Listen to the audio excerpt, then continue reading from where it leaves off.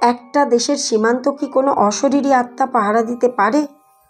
শহীদ হওয়ার পরেও কি কোনো সৈনিক দেশ সেবার জন্য ফিরে আসতে পারে? উত্তরটা যদি না হয়, তাহলে আমাদের আজকের পর্বে রয়েছে কিন্তু ভারতীয় সেনাবাহিনীর এরকম এক সৈন্যের গল্প, যিনি মৃত্যুর পরেও চাকরিতে বহাল ছিলেন। মাসের শেষে অন্যান্যদের মতো তিনি বেতন পেতেন, প্রাপ্য ছুটি তাকে দেওয়া হতো, চাকরি জীবনে পদোন্নতিও ঘটেছে তার। এমনকি নির্দিষ্ট সময়ে চাকরি জীবন থেকে অবসর নিয়েছেন তিনি। কি মনে হচ্ছে, এ আবার কি? এরকম তো হতেই পারে না। কিন্তু এটা কোনো সাধারণ মানুষের বিশ্বাস নয়, এটা ভারতীয় সেনাবাহিনীর বিশ্বাস। এসব রীতিমতো ভারতীয় সেনাবাহিনীর রেকর্ডে আছে। আজকের পর্বের কাহিনীটি একটা অদ্ভুত কাহিনী, অন্ধবিশ্বাস আর বিশ্বাসের মাঝামাঝি একটা সত্যি ঘটনা। পুলিশ, আর্মি বা আরপিএফ এই ধরনের ফোর্সে অন্ধবিশ্বাসের কোনো রকম জায়গা নেই। এই ধরনের ফোর্সের কাছে নিয়মকানুনই সব। কিন্তু তারপরেও দীর্ঘ প্রায় 56 বছর ধরে ভারতীয় সেনাবাহিনী এরকম বিশ্বাসের বশবর্তী হয়ে রয়েছে। তাহলে আজকের ঘটনাটা শুরু করি ভারতীয় সেনাবাহিনীর এক দেশভক্ত সৈন্যের অশরীরী আত্মার গল্প দিয়ে, যিনি নিজের মৃত্যুর পরেও দেশের প্রতি দায়বদ্ধতা ভুলতে পারেননি। আর সবচেয়ে মজার ব্যাপার হলো, যার উপস্থিতি চীনের সৈন্যবাহিনীও বিশ্বাস করে। নমস্কার, সবাইকে স্বাগত জানিয়ে আড্ডা ব্লগারের প্রথম পর্ব শুরু করছি।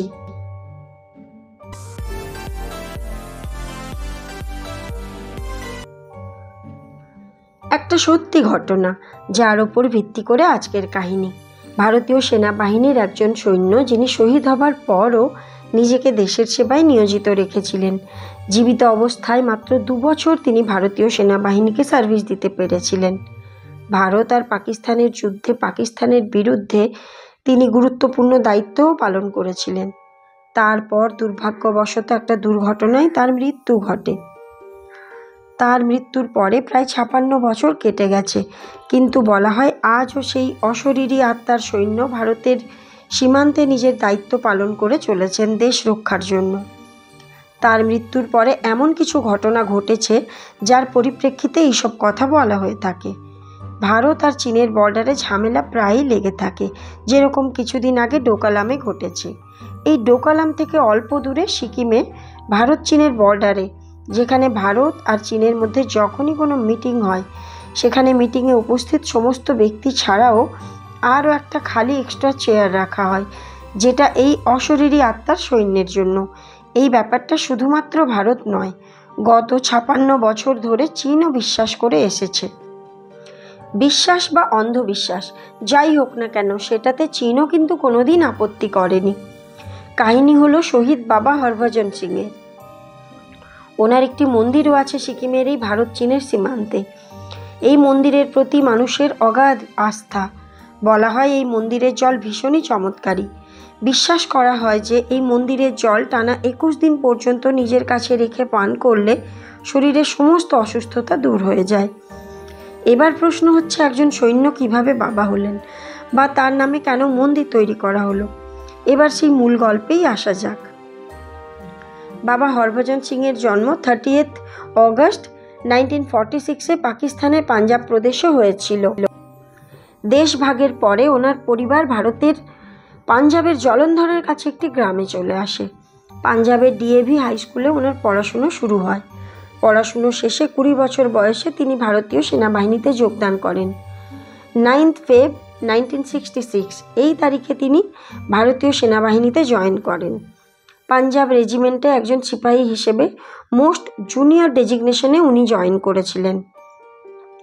আলাদা আলাদা জায়গায় পোস্টিং নিয়ে তিনি খুব ভালোভাবে কাজ করছিলেন। তারপর 1968-এ ওনাকে সিকিমের নাথুলার কাছে ভারত আর চীনের সীমান্তে পোস্টিং দেওয়া হয়। সেই সময় ভারত চীন সীমান্তে একটু উত্তেজনা ছিল। 4 অক্টোবর 1968 তিনি একটা খচ্চরের পিঠে প্রয়োজনীয় জিনিসপত্র নিয়ে নাথুলার আশেপাশের টুকুলার ডোংচুইয়ের কাছে যাচ্ছিলেন। যাওয়ার সময় রাস্তার পাশে গভীর খাদ আর একটা খরস্রোতা নদীও ছিল। তাছাড়া পুরো এলাকা বরফে তো ঢাকা ছিলই। এরকম একটি জায়গায় তিনি পা পিছলে পাশের গভীর খরস্রোতা নদীতে পড়ে গিয়ে প্রাণ হারান। নির্দিষ্ট সময়ে তিনি যখন তার ইউনিটে পৌঁছলেন না, তখন খোঁজ শুরু হয়। সেই সময় ওনাকে নিয়ে অনেক রকম কথাও ওঠে। কেউ কেউ বলেন তিনি সৈন্যবাহিনী থেকে ফেরার হয়ে গেছেন। কিন্তু তারপরেও খোঁজাখুঁজি চলছিল, কারণ ভারতীয় সেনাবাহিনীর একজন সেনা নিখোঁজ ছিলেন। এইভাবে টানা 3 দিন পর্যন্ত তার খোঁজ চলতে থাকে, কিন্তু নিরাশ হতে হয়। 3 দিন পরে একদিন সকালে প্রীতম সিং নামের একজন সেনা তার সিনিয়রকে গিয়ে জানান যে রাতে হরভজন সিং তার স্বপ্নে এসেছিলেন এবং তিনি তার খোঁজ দিয়েছেন।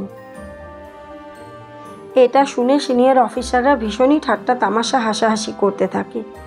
প্রীতম সিং এবং বাবা হরভজন সিং পাঞ্জাব রেজিমেন্টে একসাথে থাকার কারণে দুজন ভীষণ বন্ধু ছিলেন। সেই কারণে সিনিয়র অফিসারদের মনে হতে থাকে হরভজন সিংকে নিয়ে বেশি চিন্তা করার কারণেই প্রীতম সিং এই ধরনের স্বপ্ন দেখেছেন।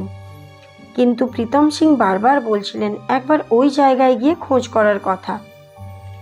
এটা শুনে কিছু সেনা বলেন, ঠিক আছে, প্রীতম সিং যখন বারবার বলছেন একবার গিয়ে ওই জায়গায় খোঁজ করা যেতেই পারে, তাতে প্রীতম সিংয়ের কথার সত্যতাও যাচাই হয়ে যাবে। কথা মতো কিছু সেনা প্রীতম সিংয়ের বলা ওই নির্দিষ্ট জায়গায় গিয়ে পৌঁছন।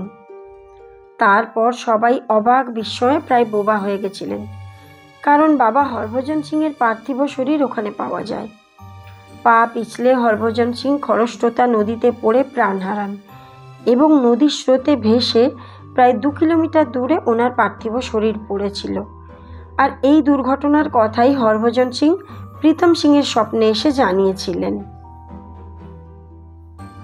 এখান থেকেই আসল গল্পের শুরু হয়। এরপর বাবা হরভজন সিং আবার প্রীতম সিংয়ের স্বপ্নে আসেন এবং একটা নির্দিষ্ট জায়গায় ওনার সমাধি বানাতে বলেন। এবার সবাই এক বাক্যে এই কথাটা মেনে নেয়, কারণ প্রীতম সিংয়ের বলা নির্দিষ্ট জায়গাতেই বাবা হরভজন সিংয়ের পার্থিব শরীর পাওয়া গেছিল। তাছাড়াও ভারতীয় সেনাবাহিনীর এমন একজন সেনা যিনি মাত্র 2 বছর সার্ভিস দেওয়ার পরে এরকম একটা মর্মান্তিক দুর্ঘটনায় প্রাণ হারান, তার জন্য সমাধি বানানো যেতেই পারে। তো ভারতীয় সেনার একটা বাংকার ছিল, সেই বাংকারে ওনার সমাধি বানানো হয়। এবার বাবা হরভজন সিং শুধুমাত্র প্রীতম সিং নয়, অন্যান্য সেনাদেরও স্বপ্নে আসতে থাকেন।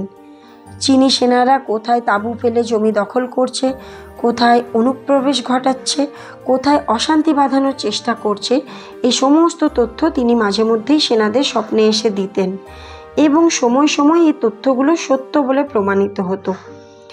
এই সব ঘটনার কারণে বাবা হরভজন সিংয়ের প্রতি মানুষের আস্থা বাড়তে থাকে। ভারতীয় সেনার উচ্চপদস্থ অফিসাররা লক্ষ্য করেন এমন অনেক গুপ্ত তথ্য দেওয়ার ফলে শেষ সময়ে চীনের সাথে বড় অশান্তি এড়ানো গেছে। তখন তারা বুঝতে পারেন হতে পারে এই মানুষটা পৃথিবীতে নেই, কিন্তু তিনি এখনও দেশের প্রতি নিজের দায়িত্ব পালন করে চলেছেন, তো ওনাকে চাকরি থেকে সরানো হবে না। এইভাবে মৃত্যুর পরেও বাবা হরভজন সিং নিজের চাকরিতে বহাল থাকেন। প্রচণ্ড ভালো কাজের জন্য ওনার পদোন্নতিও হতে থাকে।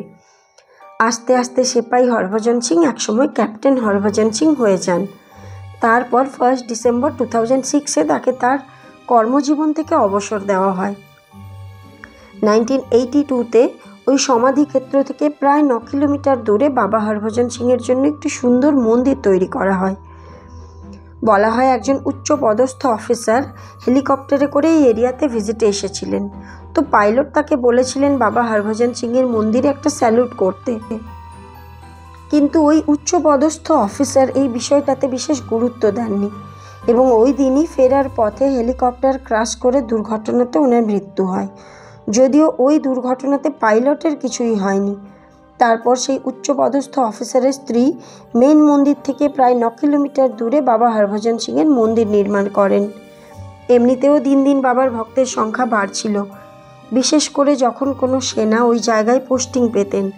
সবচেয়ে আগে ওই মন্দিরে গিয়ে দর্শন করে তারপর নিজের কাজকর্ম শুরু করেন। ওই মন্দিরে ওনার একটা রেস্টরুম আছে এবং একটা অফিস আছে। সেখানে ওনার প্রয়োজনীয় সমস্ত জিনিসপত্র, যেরকম জামা কাপড়, ইউনিফর্ম, জুতো সব রাখা থাকে। ওনার পরিচর্যার জন্য কেউ না কেউ সবসময় নিযুক্ত থাকে। সকালে ওনার জামা কাপড় প্রেস করে, জুতো পলিশ করে বিছানা ঠিক করে রেখে যাওয়া হয়। আর বিকেলে ফিরে দেখা যায় জুতোতে কাদা লেগে রয়েছে, ব্যবহৃত জামা কাপড় রাখা, এমনকি বিছানাও অগোছালো। দেখে যেন মনে হয় কেউ কাজ থেকে ফিরে বিশ্রাম নিয়ে উঠে গেছে। ওনার পরিচর্যার কাজে নিযুক্ত থাকা প্রচুর মানুষের মুখ থেকে এই ঘটনার কথা শোনা যায়। বাবা হরভজন সিং শুধুমাত্র ভারতীয় সেনাদের স্বপ্নে আসতেন না, পরে তিনি চীনের সেনাদেরও স্বপ্নে আসতেন। ভারতের সেনাদের এই বিষয়ে চীনের সেনারা জানিয়েছেন। ঠিক সেই কারণেই যখনই কোনো মিটিং হয় তখন শহীদ বাবা হরভজন সিংয়ের জন্য একটা খালি চেয়ার রাখা থাকে এবং এই নিয়মটা এখনও চালু আছে। ভারতীয় সেনাদের জন্য যে ধরনের নিয়মকানুন রয়েছে তার সবটাই প্রায় বাবা হরভজন সিংয়ের জন্য মানা হতো। সেই হিসেবে উচ্চপদস্থ সেনারা সিদ্ধান্ত নেন যে তার ছুটিও পাওয়া উচিত। কিন্তু একজন ব্যক্তি যার পার্থিব শরীর নেই, তিনি কিভাবে ছুটি নেবেন? এই ছুটি নেওয়ার বিষয়টাও ভীষণই মজার। বর্ডারে যদি সব কিছু ঠিকঠাক চলে তাহলে ভারতীয় সেনারা 2 মাসের ছুটি পেতেন। সেই হিসেবে বাবা হরভজন সিংও 2 মাসেরই ছুটি পেতেন। 15 সেপ্টেম্বর থেকে 15 নভেম্বর এই 2 মাস তার ছুটি। তো এই ছুটিতে তিনি বর্ডারে থাকবেন না, তিনি পাঞ্জাবের জলন্ধরের গ্রামের বাড়িতে যাবেন। নাথুলার আশেপাশে রেলওয়ে স্টেশন হলো নিউ জলপাইগুড়ি। এখান থেকে বাবা হরভজন সিংয়ের নামে ডিব্রুগড় অমৃতসর এক্সপ্রেসের ট্রেনে টিকিট বুক করা হতো। এবার 3 জন ভারতীয় সেনা তার জামা কাপড়, ইউনিফর্ম, জুতো প্যাক করে তার সারা বছরের বেতন নিয়ে পাঞ্জাবের গ্রামের বাড়িতে পৌঁছে দিয়ে আসত। যাতায়াতের পথে ট্রেনে তার সিটটা অবশ্যই খালি থাকতো, কারোর ক্ষমতা ছিল না সেই সিটে বসার। যতদিন তার মা বেঁচে ছিলেন বেতনের টাকা ওনাকেই দেওয়া হতো, পরে তার পরিবারকে দেওয়া হতো। 2 মাস পরে নির্দিষ্ট দিনে একইভাবে 3 জন ভারতীয় সেনা গিয়ে বাবা হরভজন সিংকে তার কাজের জায়গায় ফিরিয়ে আনতেন। 1968 থেকে 2017 সাল পর্যন্ত এভাবেই সব কিছু চলছিল। কিন্তু 2017 সালে কিছু মানুষ এটার বিরুদ্ধে কোর্টে পৌঁছে যায়। তাদের বক্তব্য যে মানুষটা নেই তাকে এইভাবে ছুটি দেওয়া, ছুটি থেকে ফেরত আনতে যাওয়া, অন্ধবিশ্বাসের বশবর্তী হয়ে ভারতীয় সেনাবাহিনী এসব করছে, এর পেছনে কোনো যুক্তি নেই। তো এগুলো বন্ধ হওয়া উচিত। বাবা হরভজন সিংকে এইভাবে ছুটি দেওয়া এবং ছুটি থেকে ফেরত নিয়ে আসার বিষয়টাও কোর্ট স্থগিত করে দেয়। এমনিতেও সমস্ত নিয়ম অনুযায়ী নির্দিষ্ট সময়ে তাকে কর্মজীবন থেকে অবসর দেওয়া হয়েছিল। যদিও বলা হয় 2006 সালের অবসর নেওয়ার পরেও আজও বাবা হরভজন সিং ভারত চীনের ওই সীমান্তে এখনও নিজের কাজ করে চলেছেন। শুধুমাত্র কাজ নয়, সমস্ত রকম গুপ্ত তথ্য দিয়ে ভারতীয় সেনাকে সাবধান করে দেওয়ার মতো গুরুত্বপূর্ণ কাজটা তিনি আজও করে চলেছেন। তাহলে আজকের আড্ডা ব্লগারের আসর এখানেই শেষ করছি। এরকম একজন দেশভক্ত ভারতীয় সৈন্যের অশরীরী আত্মার গল্প তোমাদের কেমন লাগলো অবশ্যই কমেন্টে জানিও। আর কোন ধরনের সত্যি কাহিনী তোমরা শুনতে চাও সেটাও জানিও। ভালো লাগলে অবশ্যই একটা লাইক করো, শেয়ার করে অন্যকেও দেখার সুযোগ করে দিও। দেখা হবে নতুন একটা পর্বে। ফেসবুকে দেখলে পেজটাকে প্লিজ ফলো করো, আর ইউটিউবে দেখলে সাবস্ক্রাইব করো। ভিডিওটা সম্পূর্ণ দেখার জন্য আমি দীপান্বিতা সবাইকে অসংখ্য ধন্যবাদ জানাচ্ছি।